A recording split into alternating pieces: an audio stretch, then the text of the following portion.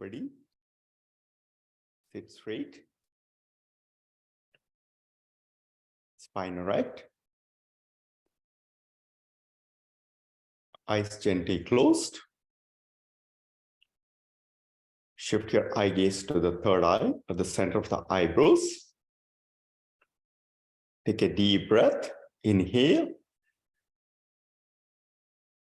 Exhale. One more deep breath. Exhale.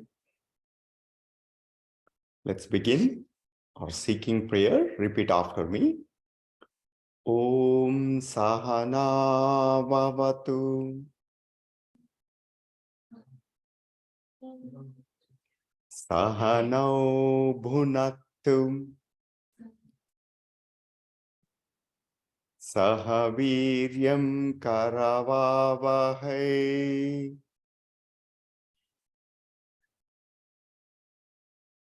Tejaspinavaditamastu.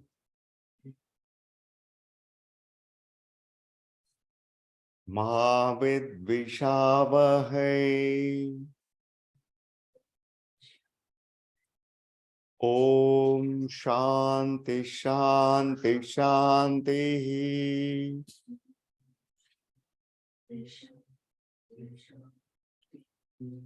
Now let's chant the YEC anthem. Everybody repeat after me. Om Asato Ma Sadgamaya.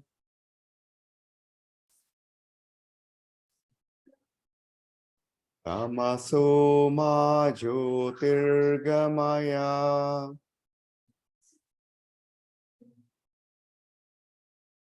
Mrityorma Amrutangamaya. Om Shanti Shanti Shanti.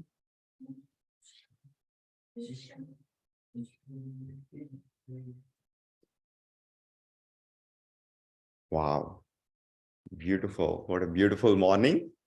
And so great to see all of you. So great to see all of you. And we have a few more folks coming in. And I think, we have one new addition today. Your name? Savita. I see. Do you... Savita. I see. Do you know the meaning of Savita? What are the two meanings? Unity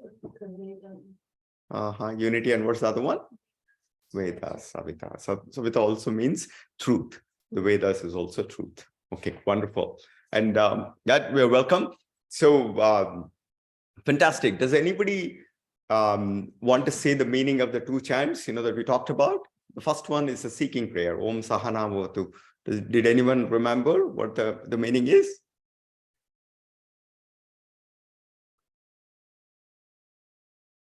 It means this is a seeking prayer. Every time we are engaged in a learning process, in any classroom or in any situation, we seek prayers for both the teacher and the student to be nourished together. We seek blessings so that we get the right nourishment, so that we can actually engage our faculties, the body and the mind, fully in what we're doing. And we also seek for the right vigor. We need enthusiasm, excellence, whenever we learn something new, right? So that's what we actually want to invoke within ourselves. And then there is one line that says, Mavid Vishavahai. It means there is no competition between us, or no hatred, which is like, hey, that guy seems to be doing well, he seems to be learning more. Because the learning is our individual process, so that we all become Savita, the truth. So, and then the next chant that we talked about is the YEC anthem. Asatoma Sadgamaya. Does anybody remember what Asatoma Sadgamaya mean? No. True and untruth. Untruth to the truth. Oh. We go from untruth to the truth. Give me some examples of untruth.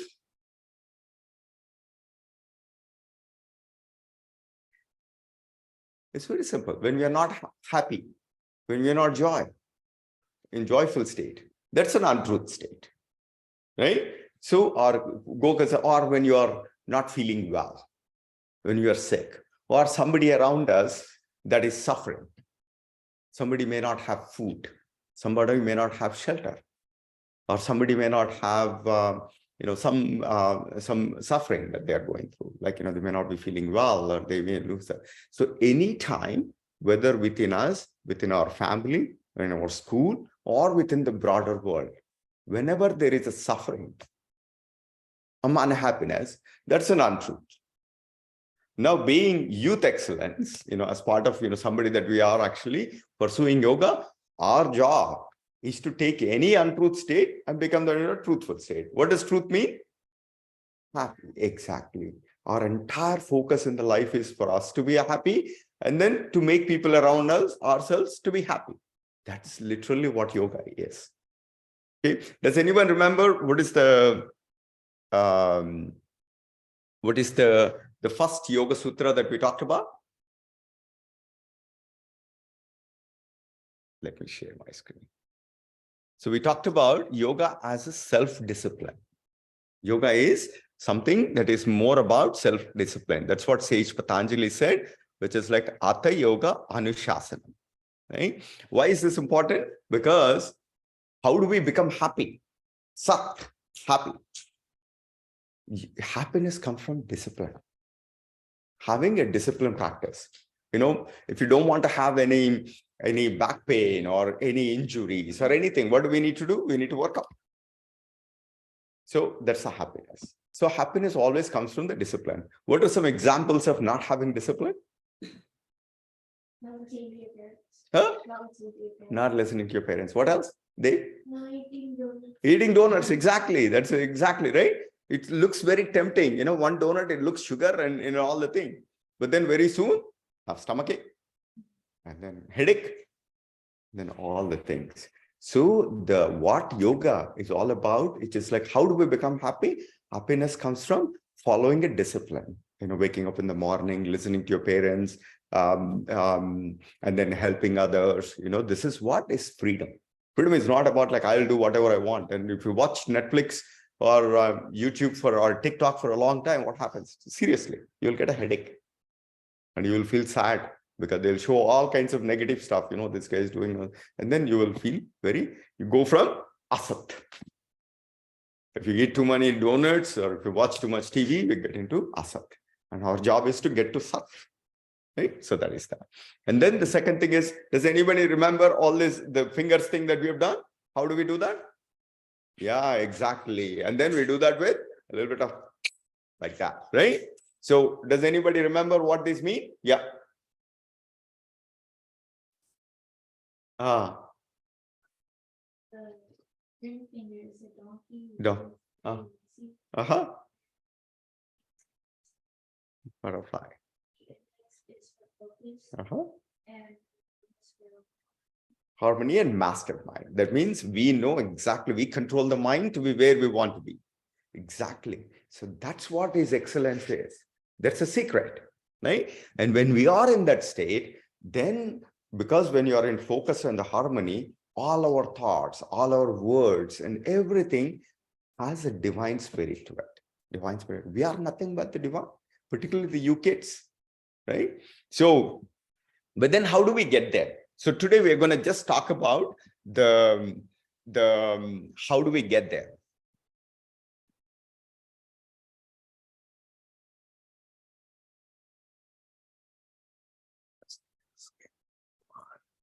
How do we get there? So Patanjali revealed there are two keys. There are two keys. One is practice. You have to be able to inculcate, to be able to cultivate the discipline, to be joyful, so that we become like this. There are two keys. The first one is to be able to engage in a daily practice, right? And then Patanjali, that's what he says, abhyasa vairagyabhyam tannirodha. This is a little bit of Sanskrit, but it's a very fantastic Sanskrit. Abhyasa means practice. We need to do practice. And then the second one is, don't worry about what you're going to achieve. Don't be worried about, am I going to do a headstand or not? You only have to put in the effort. In anything, even in the classroom, don't try to get to A. If you actually focus on the process of learning, understanding everything, you automatically get to A. Don't be stuck on this. So, but there are 4 attributes. There are 4 attributes of a good practice. Right? What Patanjali said is, Satu Dirgha Kala Nairantara Satkara Sevito Drudabhumihi. How do we establish a good practice? Number 1, a good practice is something that we do it for a long period of time. It's not like 1 week and yoga and then you're done, right? It is something that you do that for a long period of time. I've been doing yoga almost every day. I probably don't think, there are probably very few days that I would have skipped since 2009, 14 years. Long practice. How long have you been doing yoga? 1 week, exactly. But that's a beginning, right? Long practice. That is called Dirgha Kala. Nairantara. Nairantara means without interruption. Right? Without interruption. So Dirgha Kala, Nairantar. And then how do we do it? Satkara, which is like, it means like we have to feel like you're honoring your practice. You are actually serving your own practice. Right? Even when you get into a classroom, you have to do this. This is like my service. So that means I'm going to keep my body and my mind and the thing. And then the last one is a devotional. So those are the 4 good attributes of good practice. And then I'm going to introduce you to have you ever, does anyone know Japanese? So Japanese people follow this one simple technique. It's called Kaizen. Around this in World War II, we all know that, right? Japan, United States went and put a nuclear bomb, right? The entire city, Hiroshima, was wiped out. How did they come back to be one of the greatest superpowers? Now, when you go to, how many people went to Japan? Did you visit Japan? No, I went there a couple of times. It's one of the beautiful city. Beautiful city. So many buildings. People are very disciplined. What is one principle that they follow? It's called Kaizen. How do we get to a good change? Which is like every day you have to practice a little bit to get to the change that you want.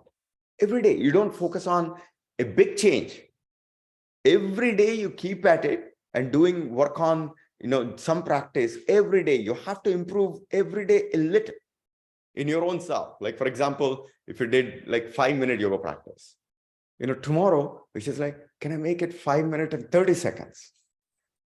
Right? Or pick something. Every day you have to focus on improving something. And then every day if you focus on improvement, it's called Kaizen. Kai means change.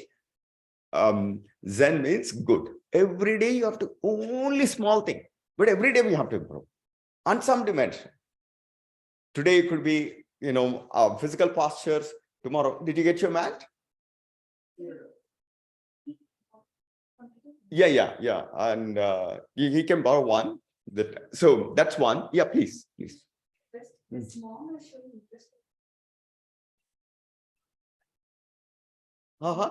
Yeah, she can. So Kaizen. Kaizen is every day we're going to do about it. Next week we're going to talk about Kaizen, right? And then there is also another framework called Mihalay Flow. This is one of my favorite thing. One of my favorite thing, where we have to do the Kaizen, but we have to push every day. Whatever you're doing, you have to push beyond your capacity by 10%. That's all. Today, when we go out and do yoga practice, what I would do is don't try to underperform. In other words, you have your strength and enjoy and all that stuff. Not only you have to do 100%, but I would want you guys to push 110%. Most of the time, we only do it 50%, 60%, right? When I say it's like, go like this, and you'll be like, what do we need to do? We need to engage the fingers. And then this is the 100%, fully aligned. And then push. Why? About additional 10%, right? Today, I would like all of us to experience the flow state, right? Where you willingly, like the Kaizen, you push yourself to whatever we are doing by you look at your capacity. Today, I have this much energy. Can I push it by additional 10%? That's all we're going to do, right? In whatever we are doing, take stock of, nobody is asking you to, go push like, carry a big, stone or something. You only take account of what we have and then push it by about 5%. Right? Do we have a deal? And does anyone know? Does anyone even know Italian? Okay, there is a beautiful word in Italy called deal. It's called affare. So during this 4-session camp, we'll all be making so many deals with each other, right? So what is the deal that we're going to make today? Extra 10%. That's called the flow state, right? We'll try to get into the flow state. So that's the affare that we're going to make. So with that, should we honor the deal? Yeah. Should we go out and practice or should we do indoor? Out? Okay, love it. Let me. Everybody, bring your own mat, or if there are some mats that are left, please let's all go out and then we will